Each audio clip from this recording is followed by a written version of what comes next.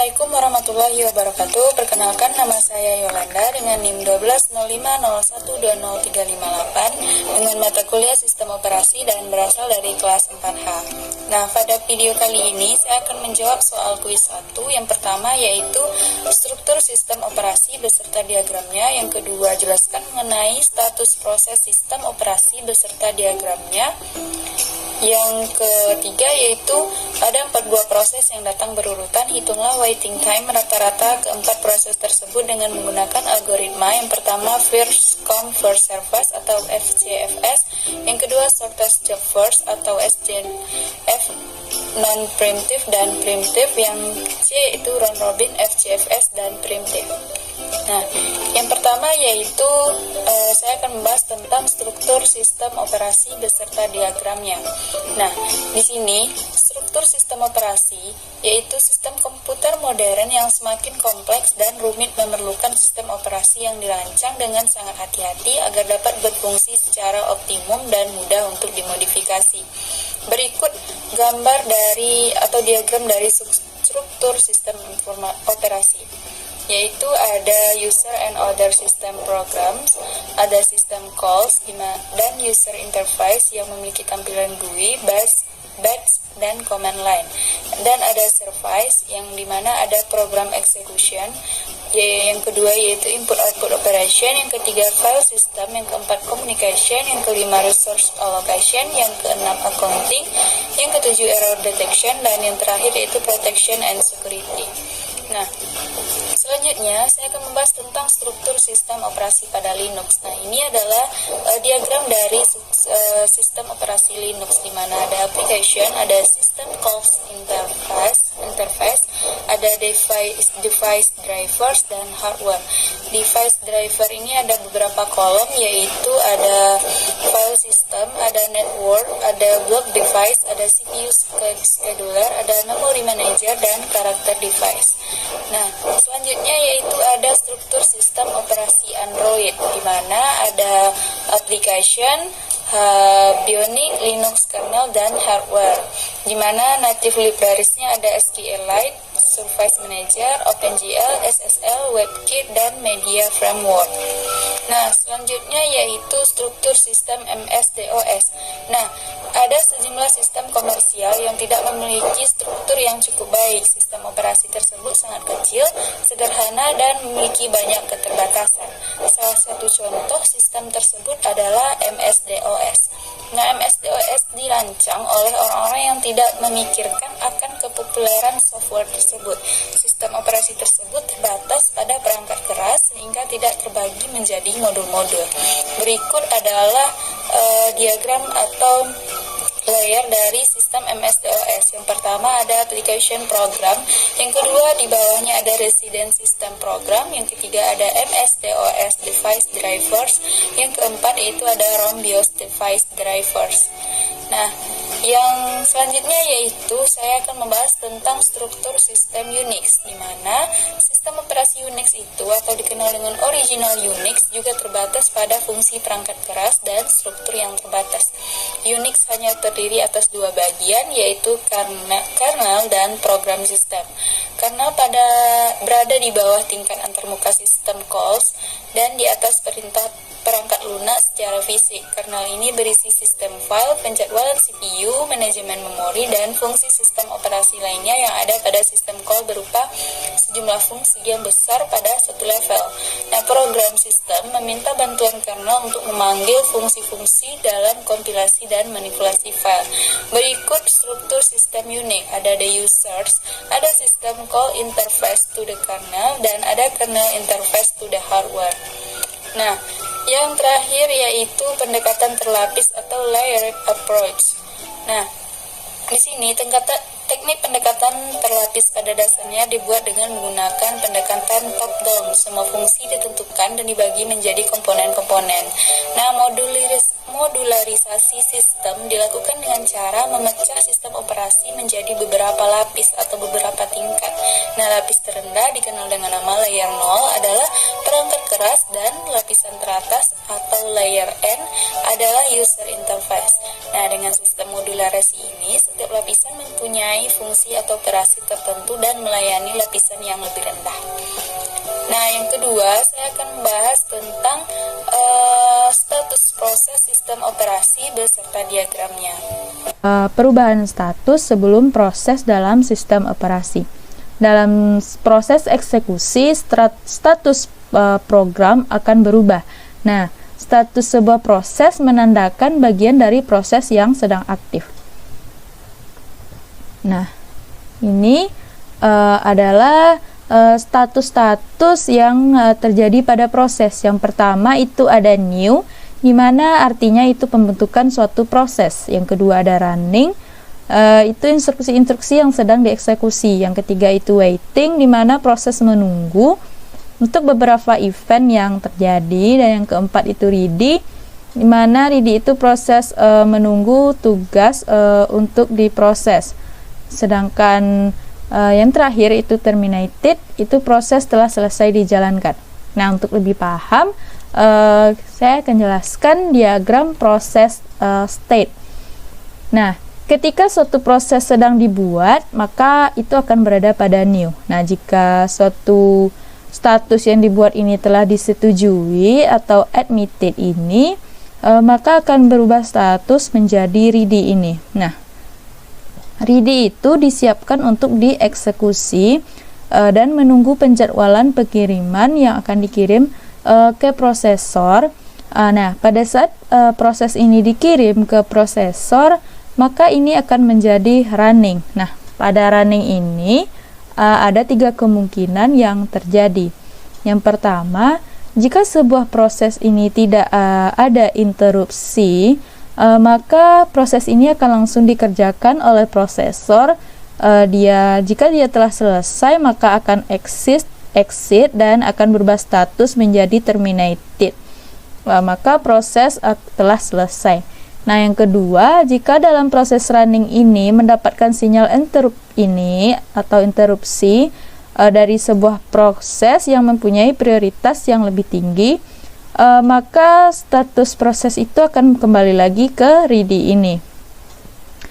Nah, untuk menunggu penjadwalan pengiriman ke prosesor lagi.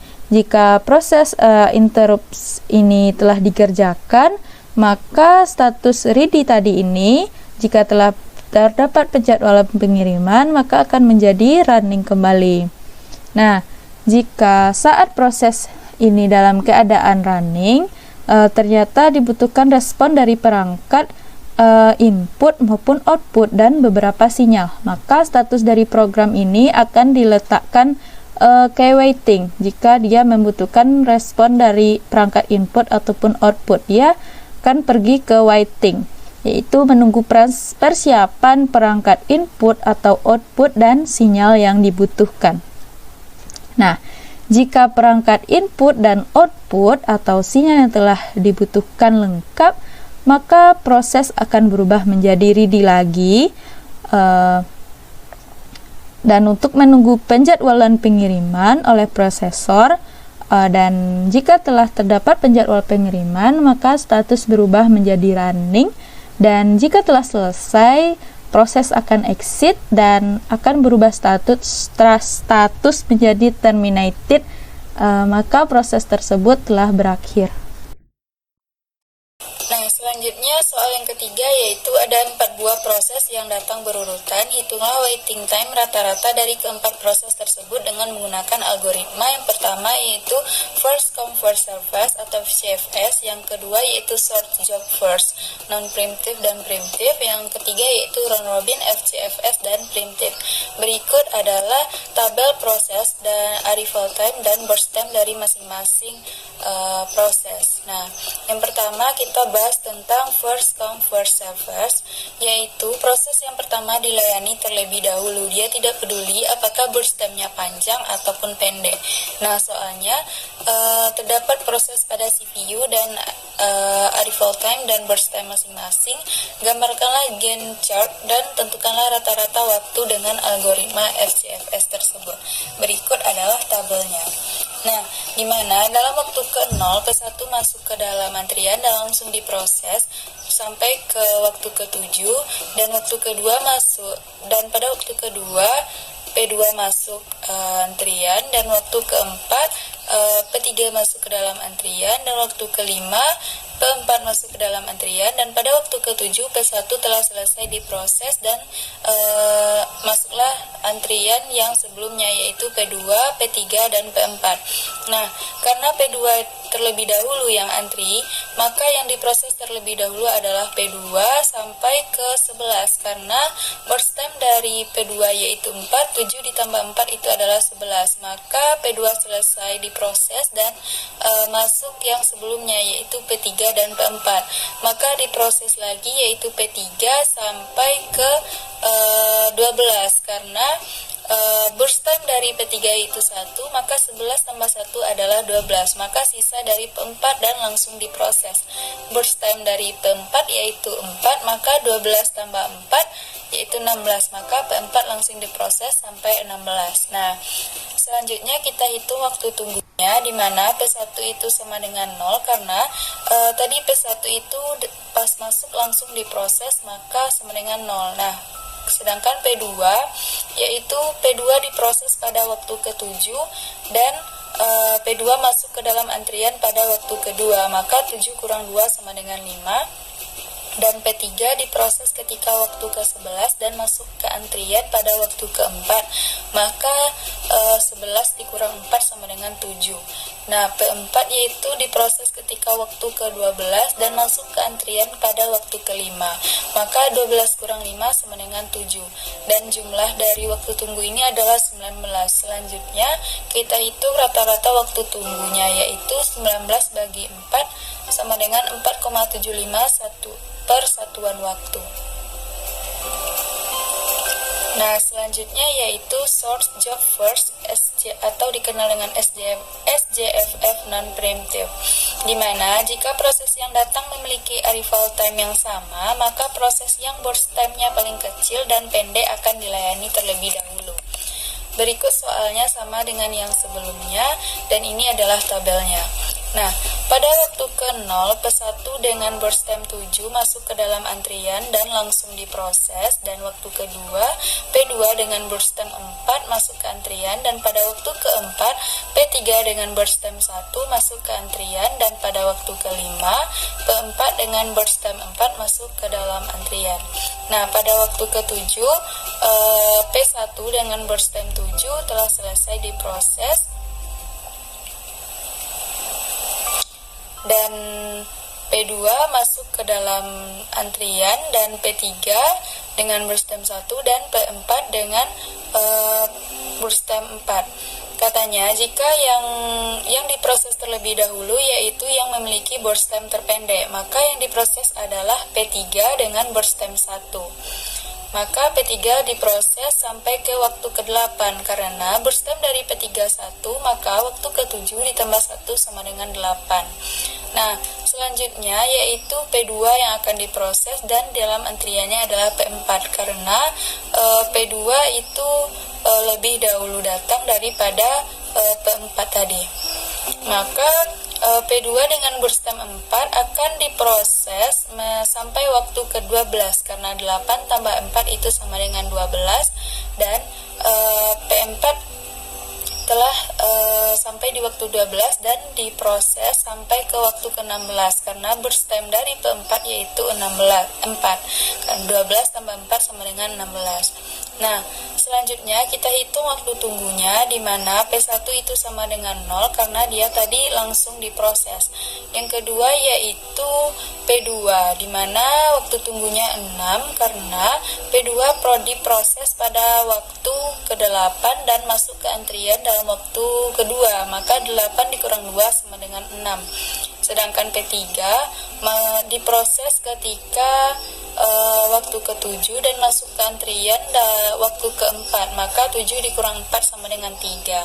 Nah, pada P4 yaitu diproses ketika waktu ke-12 dan masuk ke antrian pada waktu ke-5, maka 12 dikurang 5 sama dengan 7, dan jumlah dari waktu tunggu ini adalah 16.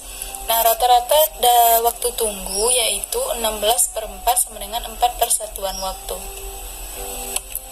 Nah, selanjutnya yaitu short job first primitive, di mana pengertiannya jika suatu proses sedang dikerjakan kemudian ada proses lain yang datang di mana burst time-nya lebih kecil dari sisa waktu proses yang sedang dijalankan, maka proses lain akan dikerjakan dulu dan sisa proses tadi dikembalikan ke ready queue.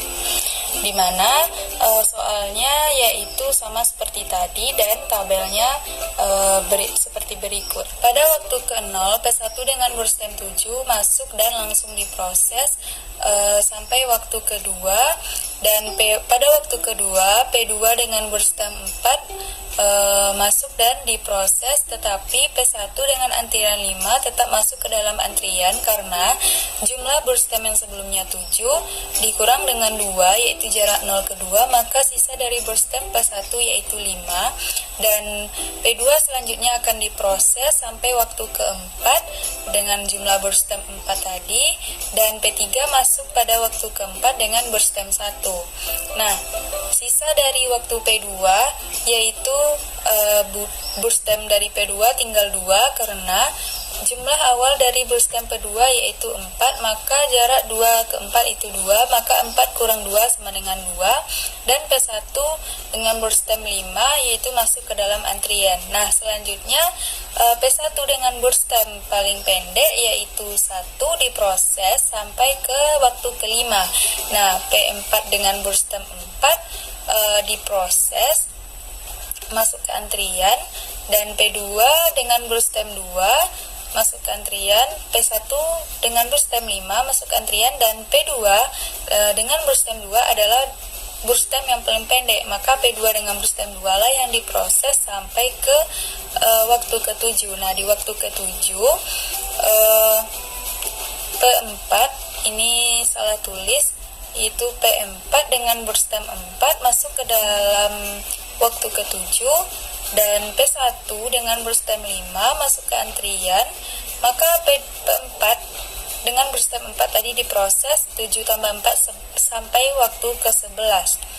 Nah, di dalam waktu ke-11 ini P1 dengan burst time 5 tadi diproses sampai ke waktu ke-16 karena 11 tambah 5 itu adalah 16. Nah, selanjutnya kita akan mencari waktu tunggunya.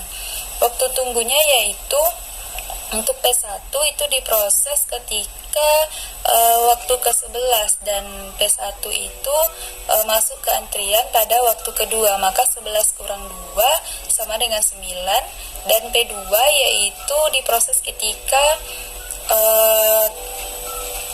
nilai waktu kelima, dan masuk ke antrian ketika nilai waktunya keempat, maka 5 kurang 4 sama dengan 1, dan P3 diproses ketika waktu keempat dan mendapatkan antrian ketika waktu keempat juga, maka 4 kurang 4 sama dengan 0, dan P4 yaitu diproses ketika waktu ke-7 yang ini tadi, maka dia mendapatkan antrian ketika P5 ketika waktu kelima, maka 7 dikurang 5 sama dengan 2, dan jumlah dari waktu tunggu ini adalah 12.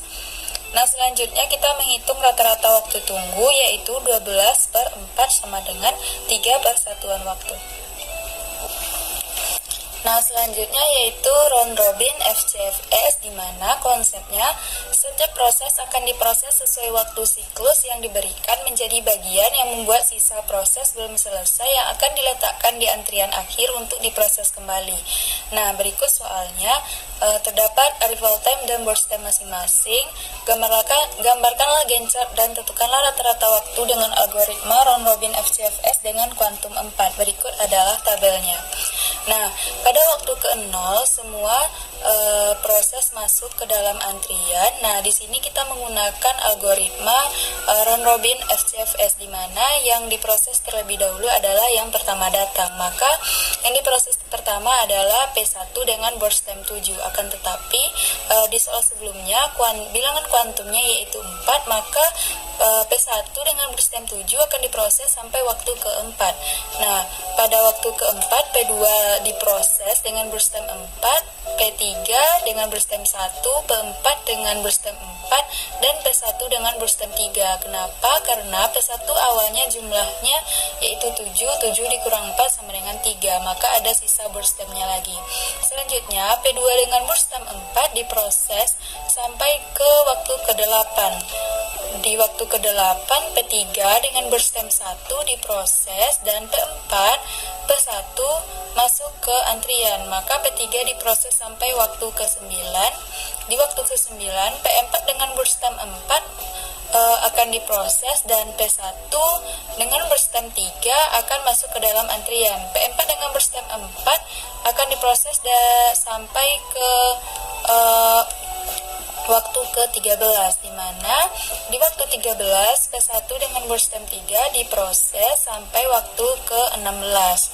Nah, selanjutnya kita hitung waktu tunggunya, di mana P1 yaitu pertama masuk di waktu ke-0 dan langsung diproses, dan diproses lagi di waktu ke-13 dengan berstem 3 tadi. Nah, dia P1 ini antri di waktu ke-4 yaitu 13 dikurang 4 sama dengan 9, sedangkan P2 diproses ketika P4 diproses ketika waktu ke-4 dan antri pada waktu ke-0. Nah, maka 4 kurang 0 sama dengan 4. Dan di waktu ketiga, P3 maksudnya diproses ketika waktu ke-8 dan antri pada waktu ke-0, maka 8 kurang 0 sama dengan 8. Dan P4 diproses ketika waktu ke-9 dan antri pada waktu ke-0, 9 kurang 0 sama dengan 9. Nah, rata-rata waktu tunggu jumlah dari waktu tunggu tadi adalah 30. Selanjutnya kita menghitung rata-rata waktu tunggunya, yaitu 30 bagi 4 sama dengan 7,5 persatuan waktu. Nah, selanjutnya yaitu round robin preemptive, di mana setiap proses akan diproses sesuai waktu siklus yang diberikan menjadi bagian yang membuat sisa proses belum selesai akan diletakkan di antrian akhir untuk diproses kembali. Proses dipilih untuk diproses adalah yang memiliki berstem yang paling pendek. Nah, berikut adalah terdapat proses CPU dan arrival time dan berstem masing-masingnya. Maka gambarkanlah Gantt chart dan tentukanlah rata-rata waktu tunggu dengan algoritma round robin preemptive dengan kuantum 4. Ini adalah tabelnya. Pertama, dalam waktu ke-0, P1 dengan berstem 7, P2 dengan berstem 4, P3 dengan berstem 1, P4 dengan berstem 4 masuk ke dalam antrian. Katanya tadi kita menggunakan algoritma preemptive, round robin preemptive, di mana round robin preemptive ini yang diproses terlebih dahulu adalah yang memiliki berstem paling pendek. Di sini kita lihat yang memiliki berstem paling pendek adalah P3 dengan berstem 1. Maka P3 dengan berstem 1 diproses sampai waktu ke-1 dan masuk lagi ke antrian, yaitu P1 dengan berstem 7, P2 dengan berstem 4 dan P4 dengan berstem 4. Nah, di sini kita lihat yang memiliki berstem paling pendek yaitu P2 dengan berstem 4. Maka P2 dengan berstem 4 inilah yang diproses sampai waktu ke-5. Nah, di waktu ke-5 P1 dengan berstem 7 antri, P4 dengan berstem 4 masuk ke dalam antrian. Nah, yang memiliki berstem paling pendek adalah P4 dengan berstem 4. Maka diproses P4 ini sampai waktu ke-9. Di waktu ke-9 P1 dengan berstem 7 masuk dan diproses sampai waktu ke-13. Kenapa? Karena tadi batas kuantumnya itu 4, 9 tambah 4 yaitu 13. Maka sisa dari P1 yaitu 3. Berarti P1 sama dengan 3 masuk ke waktu 13 dan langsung diproses sampai ke waktu ke-16. Nah, di sini waktu tunggunya yaitu P1 sama dengan 9 karena diproses di waktu ke-9. P2 yaitu diproses pada waktu 1 dikurangi dengan 0 karena antri pada 0, 1 kurang 0 sama dengan 1, dan P3 diproses pada waktu ke-0, maka 0 kurang 0 sama dengan 0, dan P4 diproses pada waktu ke-5 dan antri pada waktu ke-0, maka 5 kurang 0 sama dengan 5. Nah, jumlahnya yaitu 15. Rata-rata waktu tunggunya yaitu 15/4 sama dengan 3,75 persatuan waktu. Nah, sekianlah jawaban kuis dari saya. Mohon maaf jika terdapat kesalahan dan kekurangan. Wassalamualaikum warahmatullahi wabarakatuh.